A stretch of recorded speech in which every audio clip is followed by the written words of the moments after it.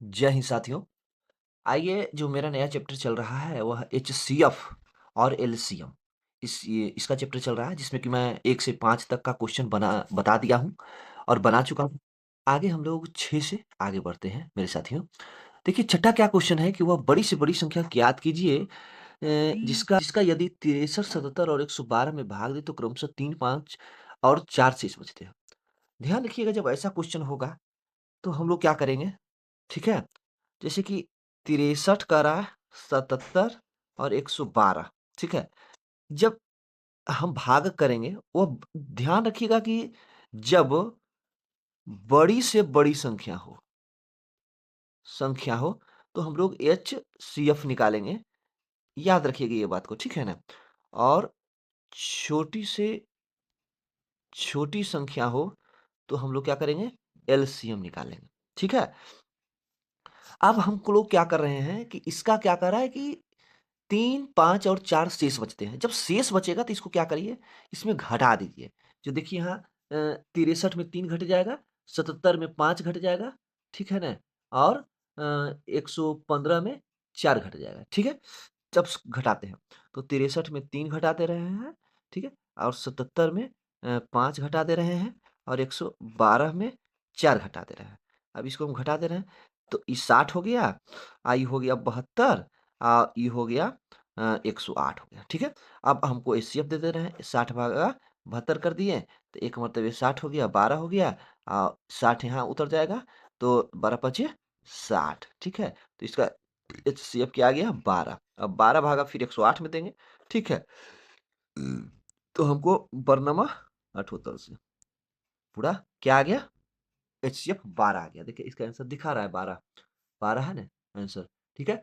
इसका सॉल्यूशन पर मत जाइएगा, जैसे बता रहे हैं, जो तरीका बता रहे हैं वही अपनाइएगा, आप बेस्ट तरीका है, ठीक है ना? 6, 7 जो है क्वेश्चन क्या है मेरे भाई ध्यान रखिए, वह बड़ी से बड़ी संख्या क्या है जिससे 478 है, क्या है?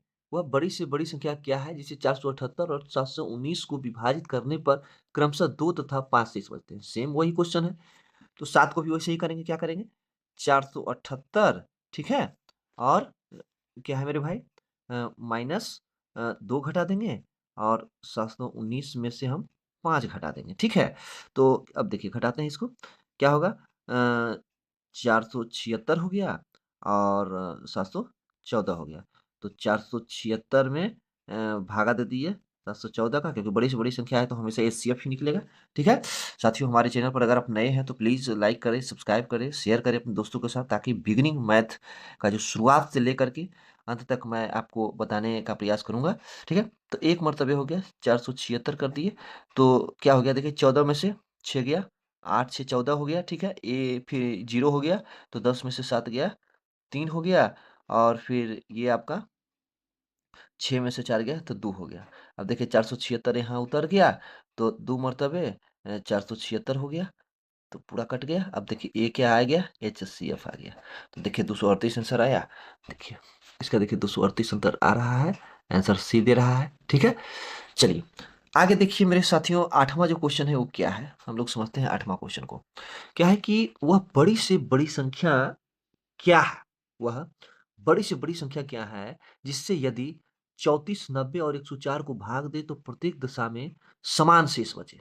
ध्यान रखिएगा, क्या कर रहा है? उसमें शेष बचता था, इसमें कह रहा है कि समान शेष बचे। तो वैसे में हम लोग क्या करते हैं, बहुत ही इम्पोर्टेंट तरीका है और बहुत ही अच्छा तरीका है मेरे भाई। इसको क्या करना है कि 90 में से 34 घटा देना है और 104 में से 90 घटा देना है, ठीक है? क्या करना है? अब देखिए, तो 90 में से 34 घटा दिए, ठीक है? और 104 में से 90 को घटा दिए, है ना? ठीक है? अब इसको कर दीजिए, कितना हो गया? 90 में से 34 घटा था आपका हो गया 10 में से 4 गया 6 हो गया, ठीक है? और ये हो गया 8, 8 में से 3 गया 5, ये 56 हो गया और ये हो गया 14 हो गया, ठीक है? अब हमको 14 से 56 में भागा दे देंगे, ठीक है? तो 14 14 चौक 56 हो गया, तो एचसीएफ 14 आ गया, ठीक है? एचसीएफ क्या आ गया? 14। जब समान शेष बचे तो एक-दूसरे से घटा देते हैं, ठीक है? अगर दिखा रहेगा कि कितने प्रत्येक दिशा में समान शेष बचे। अब देखिए जब हो गया, अब चेक करना है आपको, तो 14 से आप भागा दे करके देखिए, 90 में भी दे के देखिए, ठीक है? 14 से आप 34 में भी देखिए, 14 पचे 70, ठीक है? 14 छक 84, ठीक है? तो 14 छक्का 84, देखिए 6 शेष बचा ना, ठीक है? और उसी प्रकार से 14 से हम भागा दे रहे हैं 34 में, ठीक है? तो 14 दूनी 28 हो गया, 6 शेष बचा, ठीक है? तो उसी प्रकार से जिसमें भी है उम, अब देखिए, अब 14 भागा हम दे रहे हैं कितना? आपको 104 में दे रहे हैं, तो 14 14 छक 84, 14 सत्ते 98 हो गया, तो 98 में भी हो गया, तो ये 6 शेष बचा। तो क्या देख रहे हैं कि यह जो तरीका है, इसके माध्यम से प्रत्येक को भाग देने पर क्या हो रहा है, ये हमको इससे मिल गया। तो ये एक तरीका है, इसको बहुत माइंड में रखिएगा, हमेशा इसको प्रैक्टिस करिएगा। कहने का मतलब है साथियों कि मैथ का मतलब होता है मट्ठा, इसको जितना बनाइएगा और उतना ही आपको ये आएगा, ठीक है ना? चलिए आगे देखते हैं हम लोग क्या है कि 9 का जो क्वेश्चन है, क्या है? वह बड़ी से बड़ी संख्या क्या है? क्या है? वह बड़ी से बड़ी संख्या क्या है? यदि इतना 1475, 3155 और 5255 को भाग दे तो प्रत्येक दिशा में समान शेष बचे। सेम क्वेश्चन है भाई। तो समान जब शेष बचने का है तो 3155 में घटा देंगे कितना? 1475 घटा देंगे, ठीक है? और 5255 में क्या घटा देंगे? आपको 3155 घटा देंगे। क्लियर हो गया? अब देखिए हम लोग करते हैं, इसको घटाइए, ठीक है? तो 5 में से 5 गया 0, ठीक है? और ये हो गया 15 में से 7 गया 8, ये 0 हो गया। 10 में से 4 गया 6, ठीक है? ये 2 में से 1 गया 1, 1680 हो गया। इसको करिए 0, 0, 12 2 में से 1 गया 1, ठीक है? और 5 में से 1 गया सॉरी 5 में से 3 गया 2। अब 1680 में भागा दे दिए, 2100 से दे दिए, 1 मरतबे 1680 हो गया, ठीक है?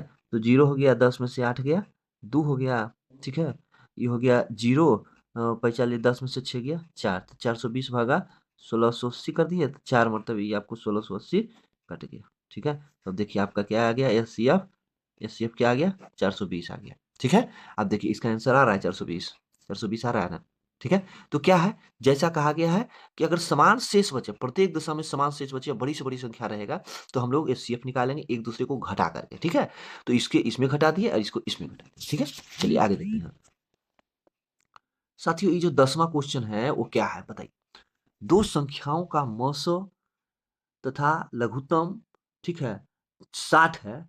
यदि उनमें से एक संख्या 20 है तो दूसरी संख्या क्या होगी? यही ना है क्वेश्चन। साथियों, ये क्वेश्चन क्या है? यही ना है। तो अब हम क्या करेंगे इसके लिए? देखिए, इसका एक सूत्र होता है।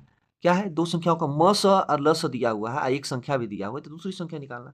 तो सिंपल मान लीजिए, सिंपल बनेगा। क्या बनेगा देखिए, देखिए इसका होता है कि म स, है ना, गुने ल स माने लघुत्तम समावर्तक बराबर, है ना, क्या है? पहली संख्या और गुने दूस दूसरी संख्या। यही न है? यही है, ठीक है? अब देखिए, म से कितना है भाई? 4 गुने ल से कितना है? 60, ठीक है? तो बराबर पहली संख्या कितना है? पहली संख्या दिया हुआ है 20 और गुने दूसरी संख्या, ठीक है? तो अब देखिए हम लिखते हैं दूसरी संख्या बराबर, ध्यान रखिएगा ना कि जिसका जैसे दूसरी संख्या निकल रहा है तो ये हमेशा नीचे में आएगा। तो 4 गुने 60 बटे 20, 20 बीतिया 60 और चरतिया 12, इसका आंसर हो गया। माने दूसरी संख्या जो हो गया 12 हो गया, ठीक है? साथियों, अगर आप हमारे चैनल पर नए हैं तो प्लीज़ लाइक करें, सब्सक्राइब करें। अगले वीडियो में हम 11 से लेकर के 15 तक बनाएँगे। अगले वीडियो में हम लोग 11 से लेकर के 15 तक बनाएँगे। अगर हम हमारे चैनल पर साथियों नए हैं तो प्लीज़ लाइक करें, सब्सक्राइब करें, शेयर करें, ठीक है? बहुत-बहुत धन्यवाद।